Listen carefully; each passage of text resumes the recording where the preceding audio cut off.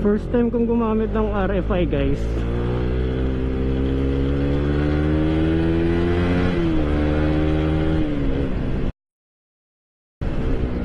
Ganito pala yung feeling ng rider.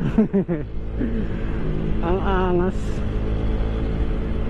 Unang gamit na natin to guys, may pupuntahan lang tayo, medyo malayo-layo din kasi, so ginamit na natin yung rider. So first impression ride na rin to para sa long ride. Next week ita-transfer natin to sa pangalan natin, inaasikaso lang natin yung mga papel. Pa-close deed natin, kuha tayo ng HPG.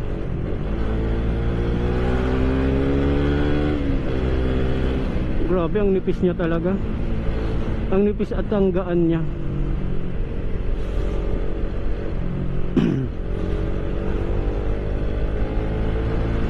Para ano, para pagdating sa checkpoint guys, hindi tayo mangangamba, nakapangalan na sa atin. Actually nakapag-transfer naman ako dati sa second hand kong motor na RS125. Kaya alam ko ng process niyan. Mabilis lang naman.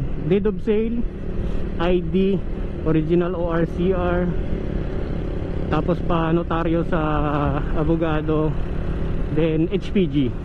After ng HPG magbabayad ka sa land bank. Dati 500 lang yan eh. Certificate of clearance certificate ng motor mo na walang ano, walang hit, or kaya kung clear yung ano mo, walang kaso, ganun. Tapos diretso ka na sa LTO. Then antayin mo lang yung ano, yung bagong CR kasi nakapangalan na sa'yo. Kukunin yung ano, luma mong CR.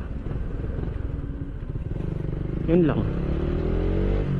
Pero hindi na i-re-registro, ano lang yun. Pero mag-check pa rin ng ano, pupunta ka pa rin din sa MBS ba yun, yung sine-check yung mga motor mo or yung mga ilaw, mga ganon, stencil, ganon pa rin. Pero wala nang registration na babayaran, transfer na lang. So ganito yung POV ng ano, RFI. Grabe ang lakas niya talaga.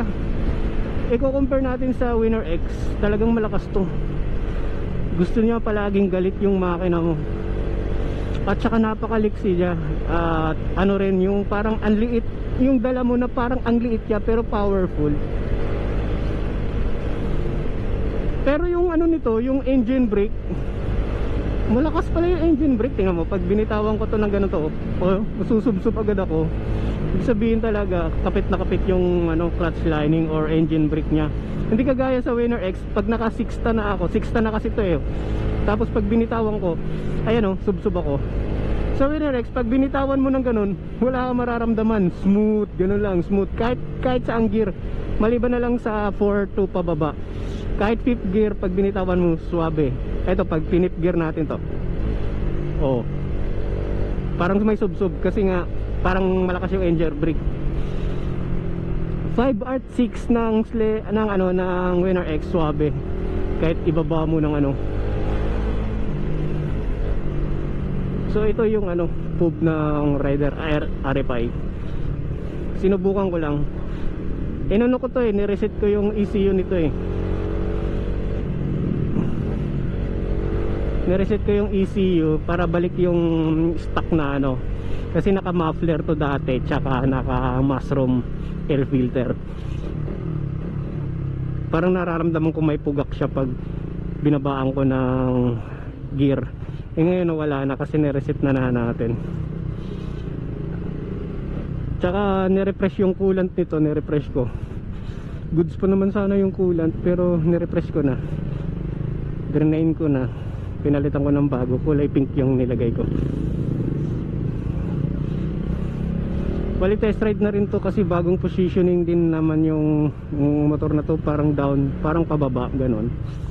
Tapos inorderan natin ng RCB half shifter guys, pero hindi pa tayo naka RCB ngayon. Ano pa, parating pa lang.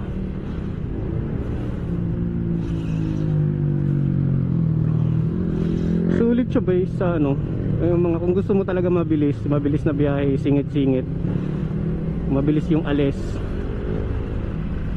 Pasong basta ito sa likod. So yan, Ite-test ride lang natin to.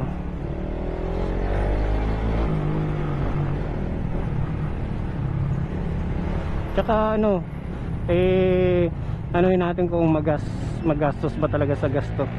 Si Winerex sobrang tipid nun.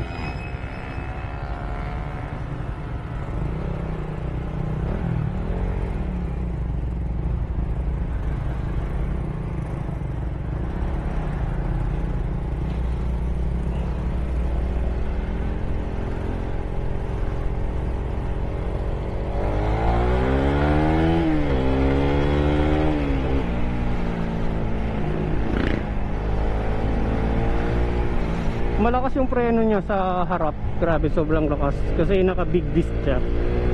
Konting pitik mo lang, kapit talaga agad. Kaso ingat kayo dito kasi wala tong abs.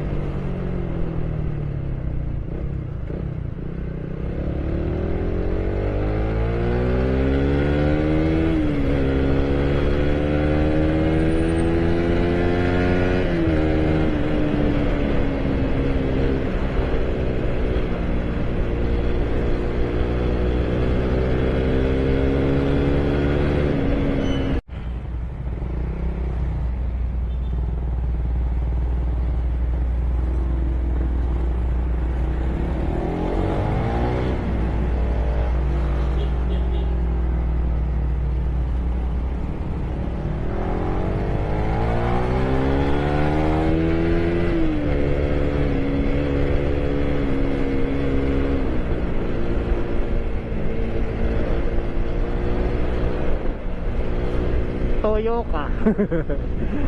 Kasi no, toyo ka. Hindi, suka ako.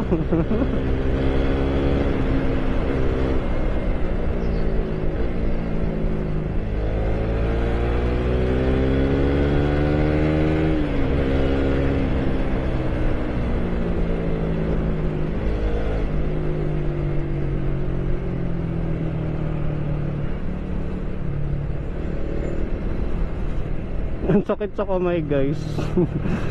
Nangangalay na agad ako. May ilang kilometers pa lang. Siguro masasanay din tayo nito. Ito yung motor na taste pogi ka talaga kasi masakit sa long ride, masakit sa likod. Pero pag sanay ka, ganun din naman talaga kahit anong motor yan. Pag hindi ka sanay, masakit talaga. Kung nasanay na yung body mo, yung katawan mo, yung kamay mo, wala na yan. Kahit mag long ride ka pa, sanay na eh.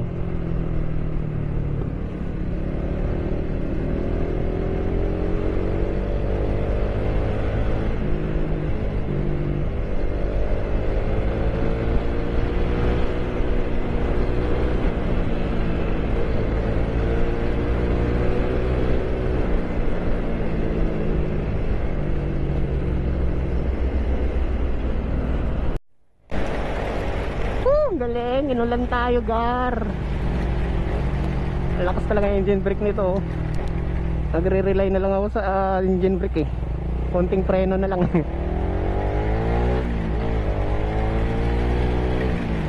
Gagawin ko rin ano to, big tire. Kasi hindi ko talaga trip yung mga maliliit na gulong. Okay siya sa ano, sa diretsuhan, pero sa bangkingan malabo ka, konting bato mo lang dun, wala na, mawawala ka na sa balanse. Grabe, lakas ng ulan gar. Inulan tayo ng first ride. Ng first ride. Ng ride natin dito sa RFI. Inulan agad tayo. Pero malapit na tayo. Okay lang yan. Normal yan sa mga rider na nababasa. Let's go. Thank you for watching. This is Grip Moto on your grip. Babush.